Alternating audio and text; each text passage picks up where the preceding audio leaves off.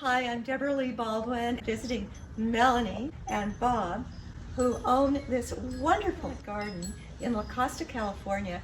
It combines tropicals with succulents. Melanie, how long have you been here? 35 years. Wow, isn't that great? Oh, and Ollie. even better, we have an Ollie, a Shih Tzu. Several years ago, Mel and Bob's garden won their local water district's WaterSmart Landscape Contest. How they remodeled their home is equally impressive. There was all pine trees, and this was a lawn. And the front door was here.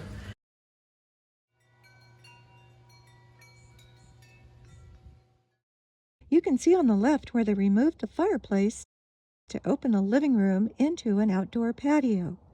When the doors are open, it's like a lanai. We spend a lot of time out here, summer and winter. We have meals at this table year-round. We try to put the most colorful pieces on the back wall, like the fire sticks. We have the Draco that's doing very well. How old is the Draco? Probably 12 years. And the night lighting is really gorgeous. You're making use of the wall to silhouette things that are interesting, like the stork sculpture. I see bougainvillea peeking over the top of the wall, and we'll go outside to see the front garden in a bit. The giant bird of paradise. On the other side of the wall, of course, is the ponytail, which is a beautiful specimen, and the euphorbias on either side. These haworthias are sure happy. That's Haworthia attenuata, and you've combined it with the flapjack kalanchoe, which is gorgeous backlit. And this is a very old foxtail asparagus fern. It does have those rhizome, and I had to take all of these petals out and replant them once I dug out all of the roots from this asparagus. It was a nightmare. Well, it is a showpiece plant, but it's good to know that it's not necessarily the most well-behaved. No, it's not. These crown of thorns got very tall, and over the years I've been able to have the guts to cut it down. So they do come back. So if they get too tall, you can cut these. Well, that's good to know, and they'll branch for you. Yes. The terraces. Did you have to create a terrace, or how did that work? No, this was all railroad ties we had here. So you added the fireplace. Your husband's a retired general contractor, is that correct? Yes. Bob, yeah. And he's done most of the work himself. We all need to be married to a general contractor. Yes. So this is just completely open to the house. I did this grouping here for color. Came as a cutting from a trip to Italy. Yes. This area that you live in, with its maritime influence, is very good for bromeliads. And look at how sharp that is. It's very sharp. Bromeliad from a cutting, right? Yes. So tell me about your tillandsias. We started with just a couple, believe it or not, and as they've grown and propagated, so I've been hot gluing them on. Oh, you hot glue them? Yes, I hot glued them on to the palm tree here.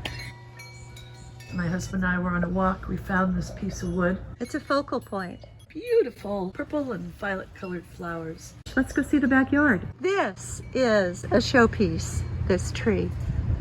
Rusty leaf ficus. Looks a lot like a magnolia. It's been grown in Baldwin Park for years and years.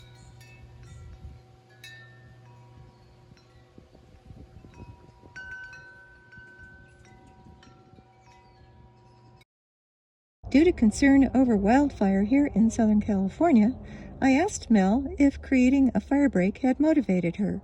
She said that leaves of succulent plants contain such a high percentage of water that she does believe that they are fire resistant and could stop a fire from spreading over the wall to the house. She added, however, that she did not have a specific design to create a fire break, but rather wanted to create a desert scene with a pleasing blend of colors that contrasts hard and soft and tolerates full sun. Isn't that crazy? Is that the euphorbia? I had the euphorbias. I had the ponytail palm.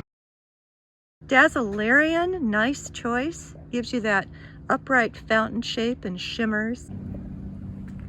The top dressing of very light decomposed granite blends well with the wall and sidewalk and creates a neutral backdrop that makes the plants stand out. Agave perii truncata. Very smart to leave room for it to colonize. Yes, but we're always ripping up pups. And replanting them? No, I'm ripping them up very early and throwing them out. Like this one, see that? Yeah.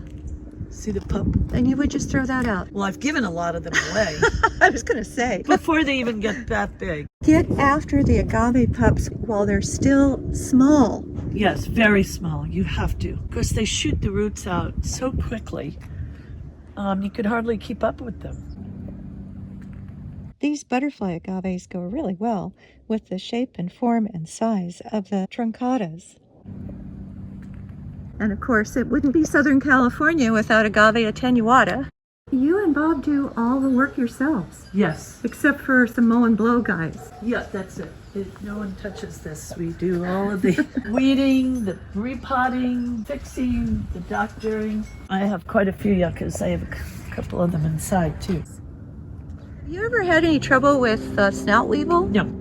Well, this is snout weevil candy, and I have heard Oh. that if you plant agave americana Mediopicta alba in your yard, you will actually attract snout weevils. Well, that's not going to be there that long. Oh, why That's not? a pup from across the street. Because they get massive. No, those don't. His did. You had to pull it out. You know what? I forgot that we're in Eden. These pink dwarf aloes out in the open. That speaks to your climate. You said you had crappy soil. It is really crappy soil. It's mostly clay. There's a lot of clay. When they start flowering, Yeah. I dig them out. I like them on the ground. So I'll take this whole thing out. They ruin the structure of the plant, and that's what we love about the plant. Flower spikes, they actually do really well in vases. Oh, do you ever pet your aeoniums? You should always pet an aeonium because some of them are Really? fuzzy. Yeah, whenever you meet a new aeonium, you should pet it. Oh, Yeah. okay. But I like to keep this low, and I replant them Yeah. right in the same spot. As for irrigation, everything is on drip. The system runs twice a week for about an hour during the warmer months. They do amend the soil prior to planting. Mel wanted to get rid of the scraggly carpet roses around the tulip tree shown here in July. I suggested she use aeoniums, and she sent me a photo of the newly planted area.